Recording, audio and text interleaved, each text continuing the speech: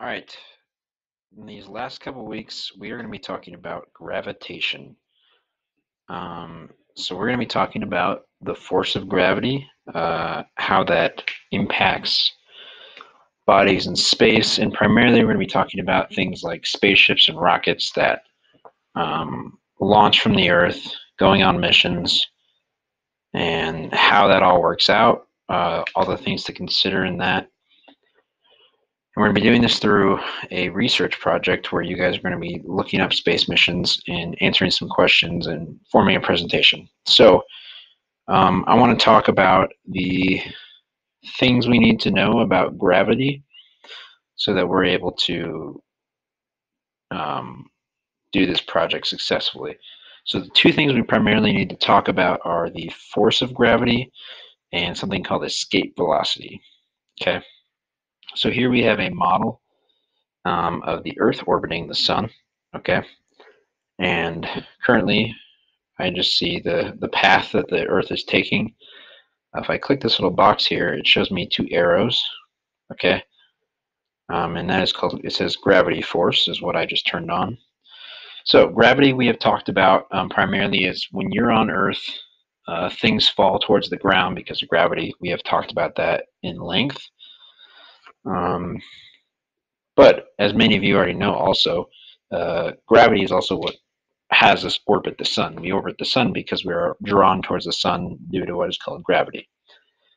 So here these little arrows show us the kind of like a free body diagram. They show us the directions of the force, okay? So the Earth is being pulled towards the sun is being pulled towards the Earth with equal force, and that is what's causing the Earth to orbit as it is. Okay, so let's talk about how we deal with that force. Okay, so gravity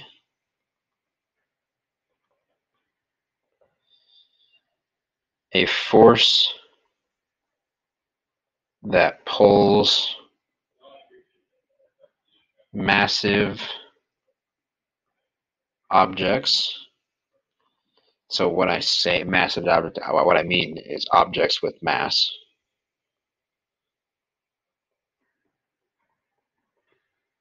Together. So it pulls them together. So anything with mass experiences gravity.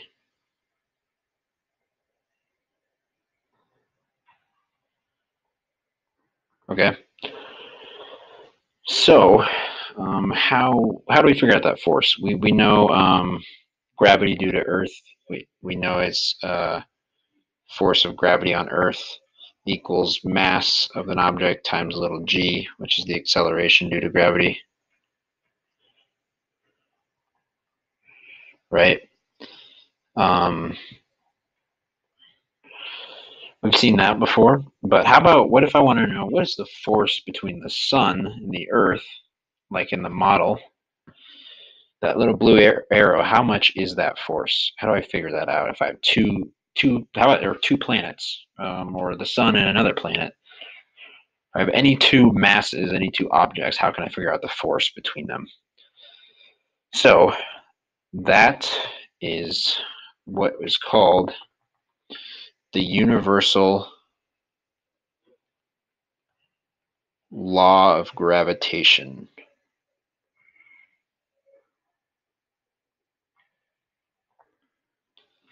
Okay? And this was developed by one of the most famous cited physicists, Isaac Newton. I'll say by Isaac Newton. He's the guy who also did F equals ma. He is the guy who has the apple fell from a tree and they say it hit him in the head, and then he said, made him ask questions. Obviously, it's a simplified story, but that is the classic origin story of how he came up with this law of gravitation. Okay. I think the story goes that he said an apple fell and hit his head. He looked up, he saw the moon in the sky, And he said, well, why doesn't the moon fall? The apple just fell. Why doesn't the moon fall? And so that helped him figure out orbits and all this stuff. So the law of gravitation is the force due to gravity is equal to capital G, which I'll talk about what that is. And then mass 1 times mass 2 over the distance squared. Okay. So G is the gravitational constant.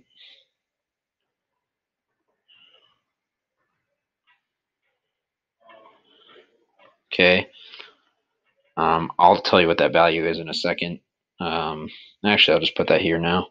So that is equal to 6.67 times 10 to the negative 11th newtons meters squared over kilograms squared. Okay, it's super crazy, weird number, but it's just a constant that is developed to make this equation work as it should, to get all the units right and all that stuff. So it's just something that will always be there. G is always this. It's a constant, okay? M1 is massive object 1. So like, for example, that could be the mass of the sun. M2 is massive object 2, as you could have guessed. Could be the Earth. So if you were to figure out the gravity between the sun and the Earth, M1 could be the sun, M2 would be the Earth. And then D is distance between M1 and M2. Okay, so how far are they apart? So it's proportional to, so something important about this is that force of gravity is proportional to 1 over d squared. This is a very common thing you'll see in other forces, but what this means is that as you go farther away, the force of gravity gets smaller and smaller very, very quick. Okay, so that it's weaker and weaker and weaker as you get farther and farther away. Okay, so this is our equation. I will highlight this.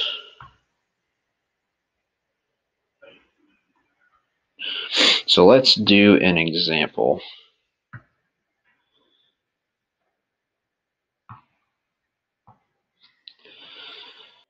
So let's say we want to find the force of gravity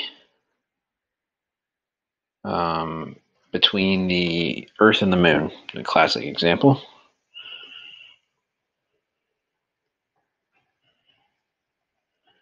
So between Earth and the Moon, our Moon, the one we all know and love.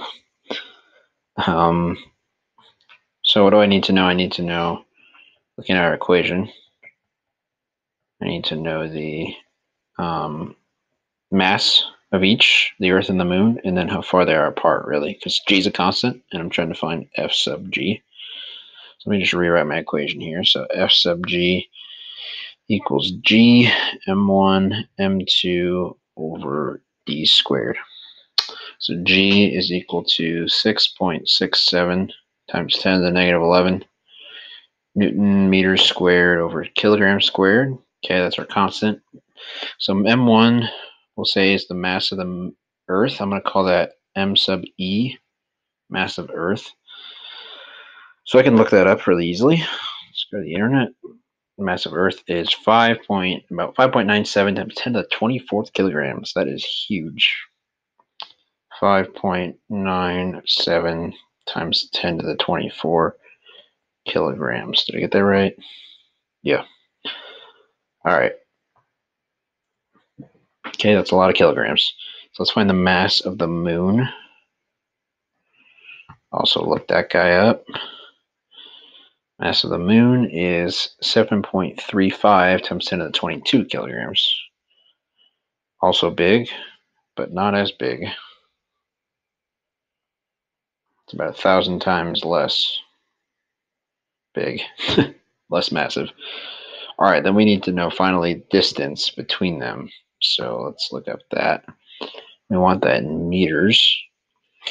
So 384.4 million meters. Okay, so that is the same thing as 3.84 times 10 to the 8th meters. Okay, little math magic there. All right, so let's put this into my equation, all this stuff. So the force of gravity is equal to G, so 6.67 times 10 to the negative 11. I'll put that in there. Mass 1, we'll say, is the mass of the Earth. So that is 5.97 times 10 to the 24th. Mass 2 is the mass of the Sun, or the mass of the Moon. 7.35 times 10 to the 22. All divided by distance squared. So my distance is 3.84 times 10 to the 8th. And I will square that. Okay, it's also the same thing as saying times 10 to the 16th, but just put it all in my calculator. All right, I'm going to put this all in the calculator and we'll see what we get.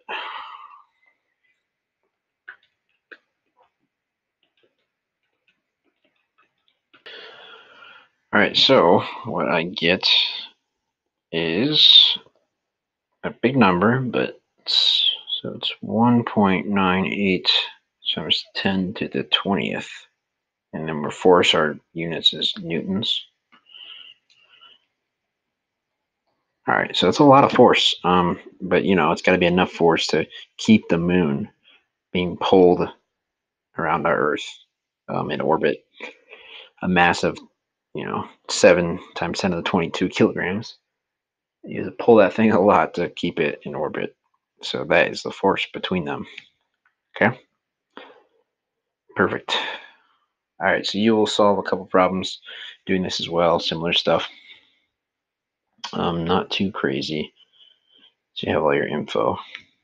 So now let's talk a little bit more about rockets. Okay, so there's this thing called escape velocity, which is a funny idea. It's the speed to escape. And what that is really means is it's how fast you need to go to escape the gravitational pull of the Earth. So right, we know that rockets, a rocket is basically this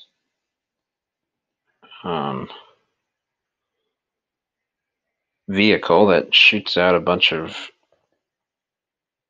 powerful force that launches it up into the air, that accelerates it, and it gets faster and faster and faster, and it needs to reach a certain speed so that it can leave the Earth and kind of go off into space. Okay, so as you know, if you've ever seen or videos or anything of a rocket launching, there's so much crazy thrust happening, and there's just smoke everywhere, and the thing is just it's a crazy phenomenon because there needs to be so much speed achieved in order to escape the Earth's gravitational pull, because the gravitational pull is constantly pulling that rocket down as it's anytime it's near the Earth. I mean, anytime really ever. So even as it's launching, constantly being pulled, so it needs to fight that and fight that. And the thing is that if it um, if it were to go up and then it stopped, it wasn't going fast enough, it would either just fall, it would get pulled, but we want it to either start orbiting or to even leave. Okay, so it needs to be going a certain speed. So let's look back at our little simulator. So if I check this little box over here, I can see the velocity. Okay, so this is enough velocity to keep the Earth in orbit and not go spiraling in. So like if we were to make the sun more massive, increase that gravity, you'll see the Earth starts to get drawn in. But let's figure out how fast do we need to go to escape gravitational pull. So, all right, so in order to find the escape velocity, so how fast do you need to go? So let me write that down. So escape velocity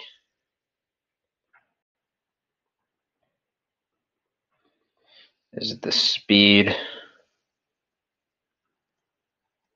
required to escape gravitational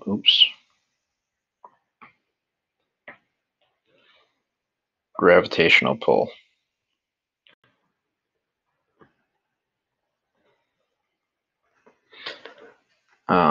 So we're going to use our force of gravity to figure that out. All right, so I'm going to run through this derivation real quick. I'm not going to go too crazy. Don't feel like you need to follow every step, but it's going to show, instead of just giving you the equation, I'm going to show you how we get to the equation. So force of gravity is Gmm over d squared, right? So Newton's second law told us that F equals ma, right? F equals ma. So we're going to actually put that right here. So ma is equal to g m1 m2 over d squared. So if we're talking about the force of gravity on, like, say, our rocket, okay, so what is the gravity between the rocket and the Earth? This is our, we'll say this is our mass 2, this is our mass 1. So we're talking about, when we say ma, we're referring to what is the mass and acceleration that that rocket is experiencing. So that means that this is actually m2, because that's the rocket is m2. So what's nice about this, and then this is the acceleration on the rocket.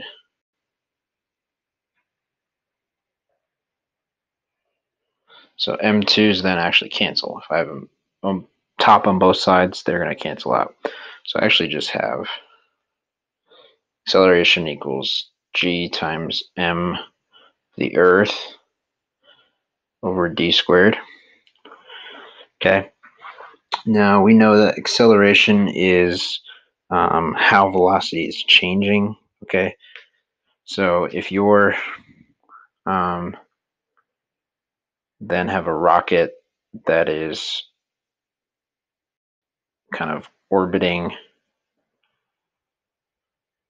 a planet, then there's an acceleration that is pulling it towards the planet at all times. That is something called an angular or radial or angular acceleration, usually called a sub c. So that is the acceleration we're talking about here. We're getting pulled towards that at all times. We want to escape from that. And so angular acceleration, radial acceleration, is velocity squared divided by the distance. Okay? So same distance we're talking about in this problem. So this is how we're going to be able to get velocity into the equation, which we want an equation for velocity because we're talking about escape velocity. So we have one distance down here. We have two of them up here. So if I get rid of that, I'm left with just one. So I'm left with v squared equals g times the mass of the Earth over d. Okay. And then how do I get v by itself? How do I undo square? Well, I take the square root. And then that cancels out the squares. So then velocity equals the square root of g times mass of the Earth, or whatever you're trying to escape, over d. All right, so that is my escape velocity, and that was just how we derived it. So let's say if I want to find the escape velocity of something, so let's say, how about me? Say, how fast does Mr. Brandt need to go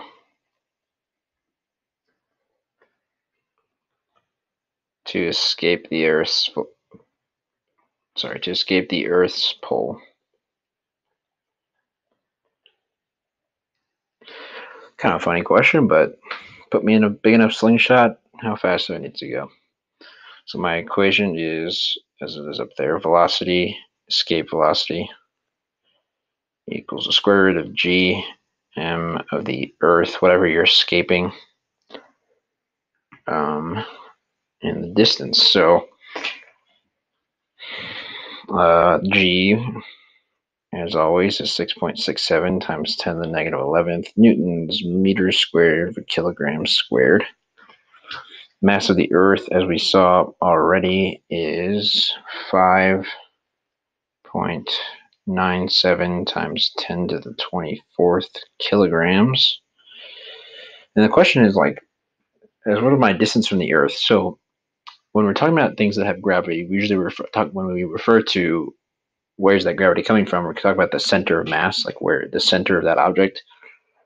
So I'm being pulled to the center of the Earth. So I need to know, how far am I from the center of the Earth? So what that is what is the radius of the Earth? So let's look that up.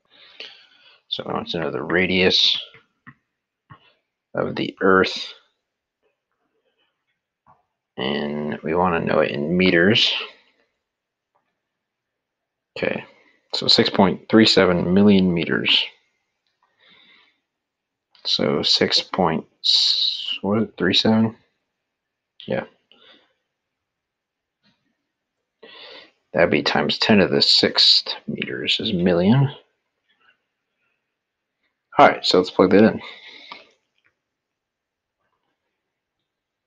Square root of 6.67 times 10 to the negative 11th times 5.97 times 10 to the 24th over 6.37 times 10 to the 6th meters. So if I had to guess, it's probably be pretty fast. Probably have to go pretty fast. Let's see if it's even possible. So put this in my calculator. So the answer I get is 7,906.4 meters per second. Okay, that's possible for sure. It's pretty fast though. Let's see this in miles per hour. So let's say I want to know meters to miles per hour, or sorry, meters per second to miles per hour. So we're talking, what was that, about 8,000? 7,900.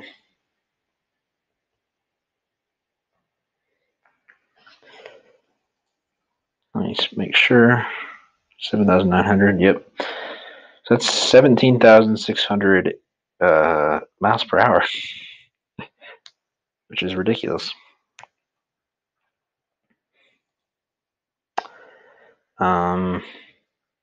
Cool. Yeah, so that's an example of how to find the escape velocity. So